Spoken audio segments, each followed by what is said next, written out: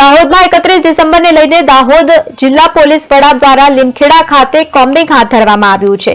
નશાકારક પદાર્થોની હેરાફેરી રોકવા માટે પોલીસ દ્વારા સઘન ચેકિંગ કરવામાં આવી રહ્યું છે, તો સાથે seat belt, helmet, drink and drive સહિતની કામગીરી પણ હાથ ધરવામાં આવી છે। તેમજ પોલીસ દ્વારા ડ્રોન મારફતે ખાસ અવકાશી નજર રાખવામાં આવી।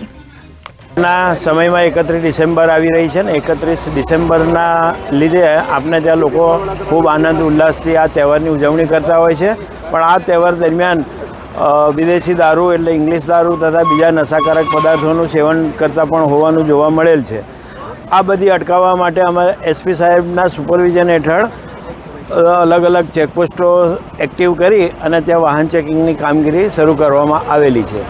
દાહોદ જિલ્લો એ મધ્યપ્રદેશ અને રાજસ્થાન બે રાજ્યની સરહદને અડીને આવેલો જિલ્લો છે, જેથી બીજા રાજ્ય આ બંને રાજ્યોમાંથી આવા પદાર્થો આવવાની શક્યતાઓ વધુ હોય અમે રાઉન્ડ ધ ક્લોક 24 કલાક આ ચેકપોસ્ટો પર વાહન ચેકિંગની કામગીરી શરૂ કરેલી છે।